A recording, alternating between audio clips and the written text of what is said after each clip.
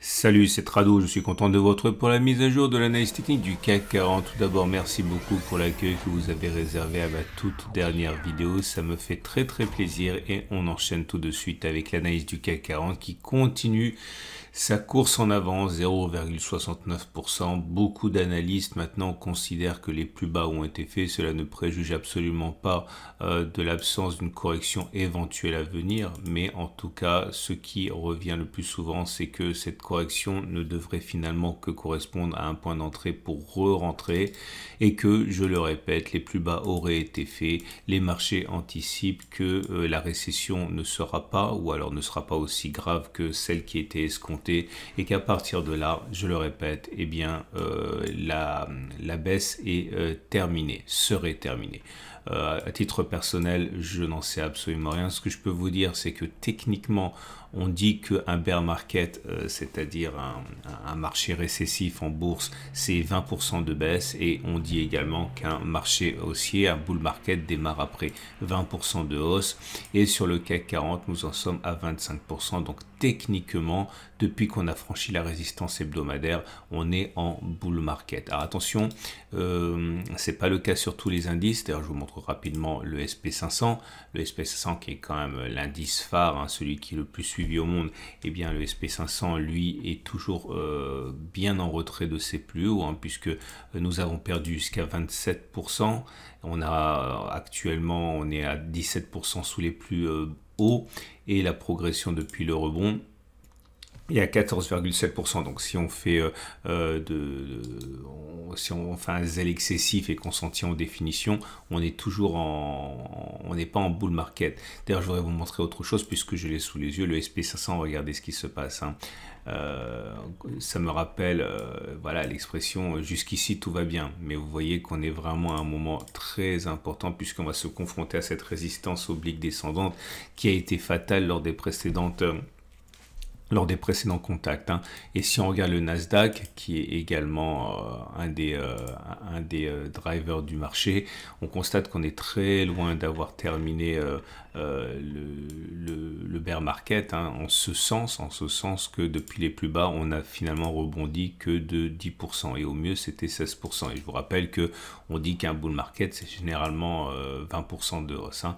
Et pour être complet, depuis les plus bas, on a perdu 37% et on est à moins 31%. Donc voilà, le CAC 40 porté par ses pétrolières et surtout son luxe se porte très bien. C'est loin d'être le cas. Bon, allez, j'en parle quand même parce que c'est important. Regardez, si on regarde l'indice mondial, on voit que depuis les plus hauts, on a perdu 11% après avoir perdu jusqu'à 17%, et le rebond ne s'établit pour l'instant qu'à 7%. Donc voilà, même s'il y avait bull market sur le CAC 40, ce qui est très bien, on est tous des investisseurs en plus d'être des traders, on est loin d'avoir ici quelque chose qui représente l'essentiel des marchés. Donc je reviens sur mes données journalières. Et voilà où nous en sommes. Donc on a confirmé la cassure de la résistance hebdomadaire. Donc on l'a cassé la semaine dernière. On a eu notre semaine de confirmation, ce qui signifie qu'à partir de maintenant, on peut considérer que cette zone de résistance hebdomadaire change de polarité, elle devient une zone de support hebdomadaire. Attention, comme tout, hein, ce n'est valable que statistiquement.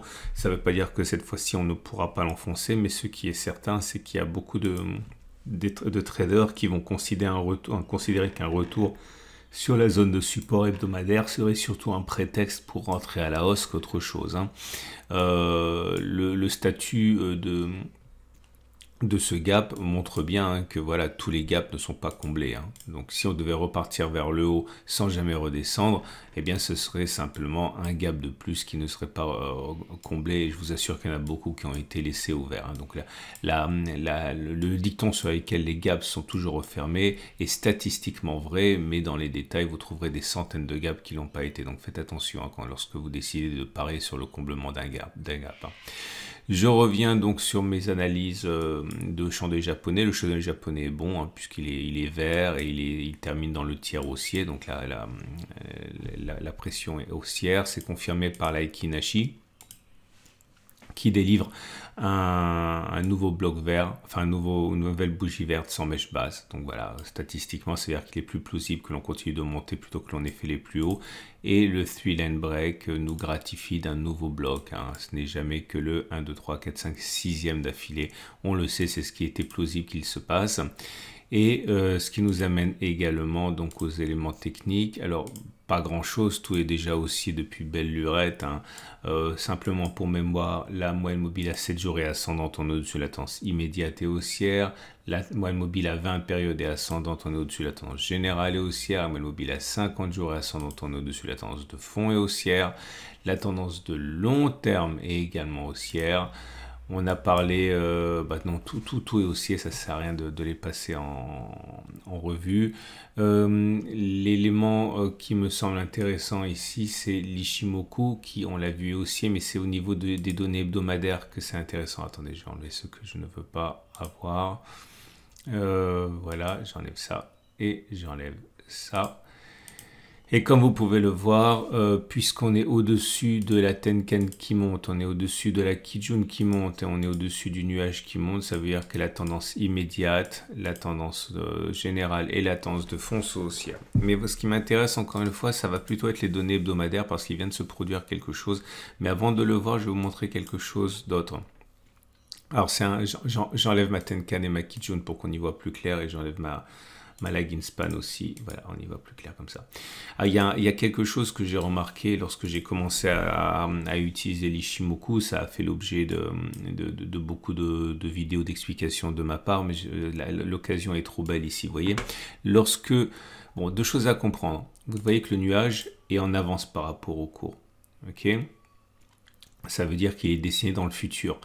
Et lorsque il y a un twist du nuage, c'est-à-dire lorsqu'il passe du vert au bleu, ou si vous préférez lorsque la SSA croise la SSB, ok, eh bien c'est un signal de changement de tendance. Ça veut pas dire que la tendance de fond devient haussière, mais ça veut dire qu'elle n'est plus baissière. Et je vous ai déjà expliqué à moult reprises que j'ai une stratégie qui consiste à prendre les plus bas, de le reporter au-dessus du nuage, ok, et ça vous donne un objectif qui est très souvent rallié. Autrement dit, ce niveau-là, vous le voyez, a été rallié sur cette bougie-ci. Là. OK ? Alors, il faut bien comprendre que ça se produit dans le futur. C'est-à-dire qu'au moment où le croisement a eu lieu, puisque c'est 26 périodes en avant, il faut compter 26 périodes en arrière. Donc, le twist a eu lieu sur cette bougie-ci. Je compte 26 périodes en arrière. Ça donne 1, 2, 3, 4, 5, 6, 7, 8, 9, 10, 11, 12, 13, 14, 15, 16, 17, 18, 19, 20, 21, 22, 23, 24, 25, 26. Ça s'est produit, le twist s'est produit sur ce nuage.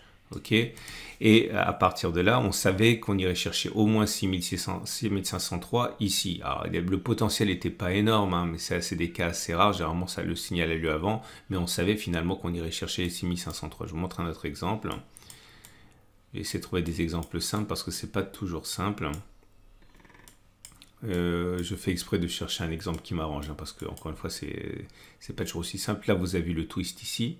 Ok, donc on compte 26 périodes en arrière. 1, 2, 3, 4, 5, 6, 7, 8, 9, 10, 11, 12, 13, 14, 15, 16, 17, 18, 19, 20, 21, 22, 23, 24, 25, 26.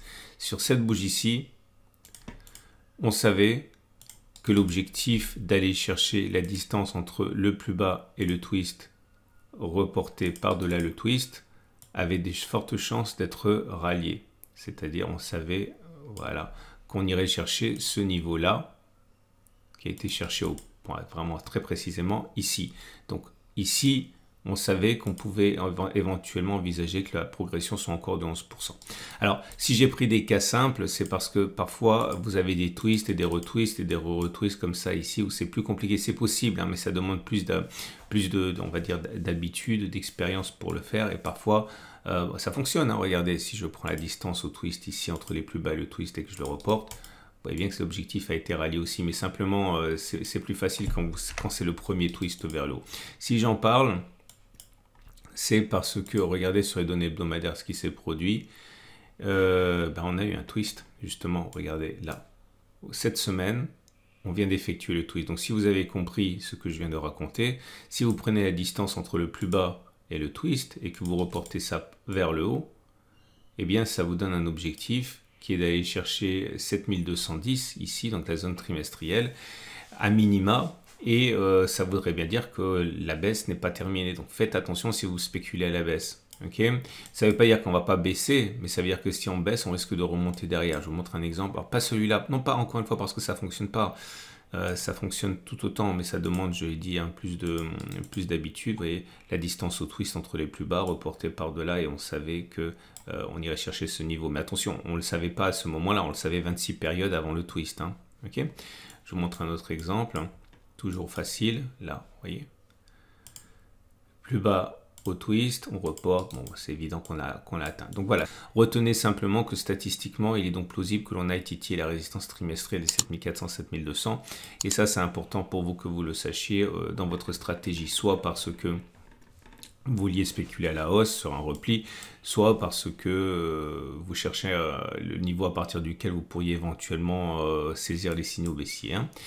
Ce qui nous amène donc eh bien, déjà au trade du jour, puisque j'ai pas backtesté, c'est bien, c'est une vidéo courte, mais attention, comme d'habitude, le petit coup de projecteur du jour, et le petit coup de projecteur du jour, c'est le fait que, vous voyez, je ne sais pas ce qui va se passer, nul ne le sait, je vous rappelle quand même, ça il fallait que je vous le dise, les hedge funds sont sur des montagnes de cash qui n'ont pas réussi à investir pour l'instant. Okay, les chiffres sortent, c'est Goldman Sachs qui a produit une étude là-dessus.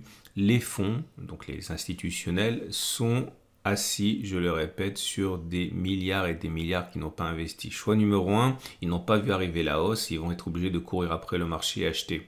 Okay.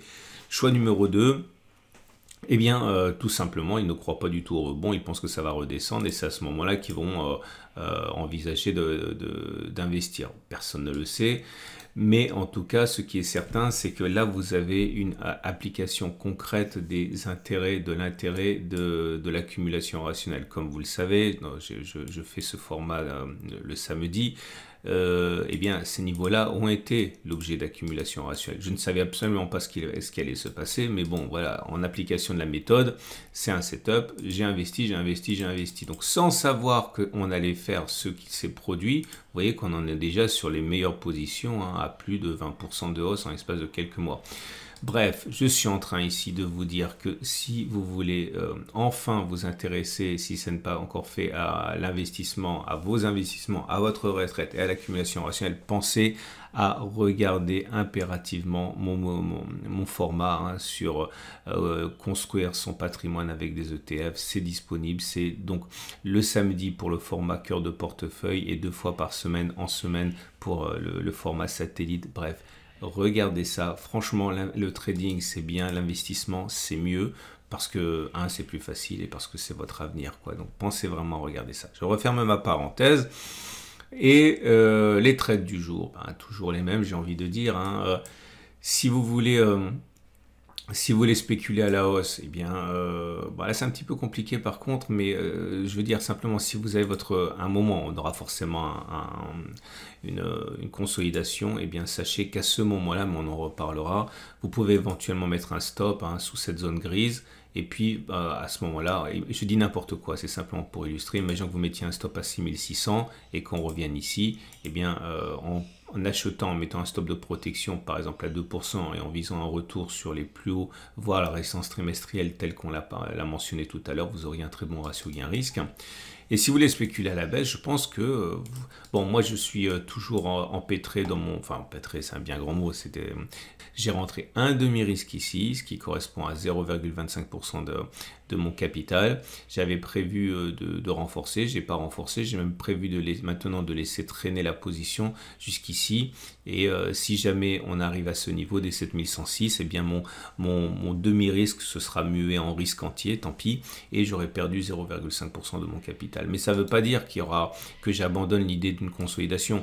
Il va y avoir une consolidation à un moment, notamment pour aller chercher la zone grise, j'imagine. Donc je rentrerai éventuellement plus tard, on verra. Mais vous pouvez toujours, vous aussi, viser un retour sur la zone grise en mettant un stop de protection. Une fois que le signe baissier aura eu lieu, vous pouvez éventuellement mettre un stop au-dessus des plus hauts.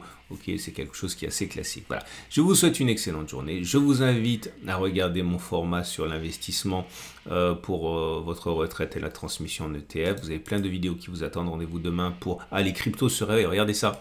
Regardez ça. Regardez où il est mon Bitcoin ou l'Ethereum, là déjà pour commencer. Regardez l'Ethereum, oh là là, oh là là, oh là là.